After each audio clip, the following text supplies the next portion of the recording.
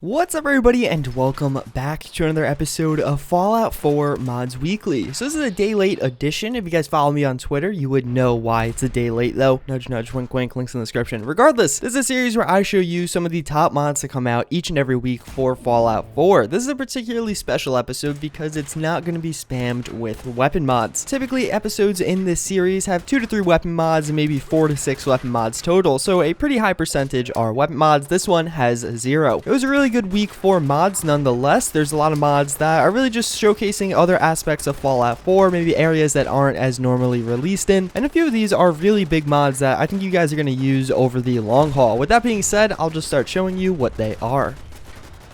So I think this is the mod. The APC Home on the Move by Bostek is going to be a pretty big release for the category of mobile player homes / fast travel alternatives. When you play on survival mode in Fallout 4, there is no fast travel. A lot of people agree survival mode is the best way to experience the game for various different reasons, but a lot of the times it gets really old having to walk across the Commonwealth to get to a different location, whether it be for a quest or even just to sell some items. There are a number of mods that solve this quote-unquote problem, but this again is the one. There are even some other APC mods out there, but this one really stands out. Basically, you'll find this, you'll have to go through a mini quest to get the APC back up and running. It's not even technically a quest in game at all, but you're just doing a few different things. But then once you get inside, this is where this mod really starts to stand out. The interior of the APC is pretty cramped, as you would expect. It definitely feels pretty immersive and even lore friendly in a sense. The whole interior of this thing is laid out to be like someone was trying to make this work as a mobile home, and it just works so well. The interior design of this thing definitely had a lot of time and thought put into it. I really love the look of a lot of the different crafting tables that you actually have to make. It'll come with some different storage options, but you have to craft a certain object that'll allow you to craft some of the different tables. Even beyond that, a little bit cooler is for the weapons and armor workbenches, you actually can choose what they'll look like. There's 3 different themes for each of these, and I'll kind of change what armors or weapons do appear in the kind of prop list. Even beyond that, this actually operates on fuel, which is really cool. They're kind of fusion cores, a little bit different. It's going to give you 3 trips around the Commonwealth, making this thing actually balanced and not super overpowered as far as fast travel goes. Even beyond that, the way you fast travel is really cool in this thing. You look at a little map, and wherever you point your crosshair, it will actually give you the option to click on it and fast travel there. All around, this is an extremely well polished mod. It's implemented into the game really well, and again, I think it's the best mod in this category.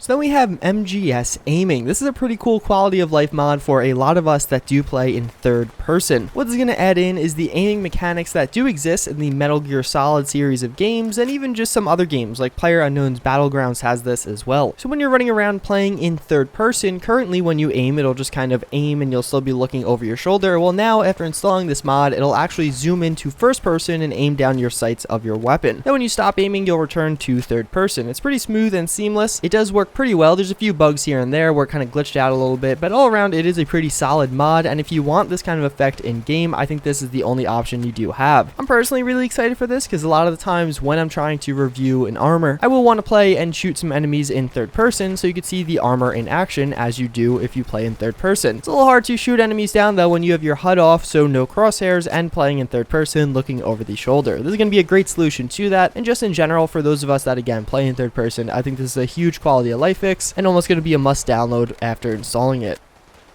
Then we have a new player home from Eleonora. Eleonora is without a doubt one of the best mod authors for player homes right now, and now she has released the Sanctuary Bunker player home. This is a pretty cool one because I like the backstory behind it. Basically, the idea is Nate, the male protagonist in Fallout 4, or Nora, was preparing for the bombs to drop. They weren't totally oblivious to this happening. They did sign up to get into the vault, so it also would kind of make sense that maybe they made a little bit of a bunker in their own backyard. Well, that's basically what this is going to be. It's going to be behind the player home, and by that I mean literally the main protagonist home that you do experience in the intro sequence. You'll find a little door, and then you can go into the Sanctuary Bunker player home. Inside, it's pretty much on par with Eleonora's other mods. There's a ton of clutter, but in a good way. It doesn't look like it's scarce or really empty. There's definitely a lot of content in there, and it just looks like an appropriately cluttered thing, like someone again was spending some time in there or prepared to. All around, a very high quality mod. I actually really like the location of this player home. I think it's just a pretty cool one that fits into the lore kind of well.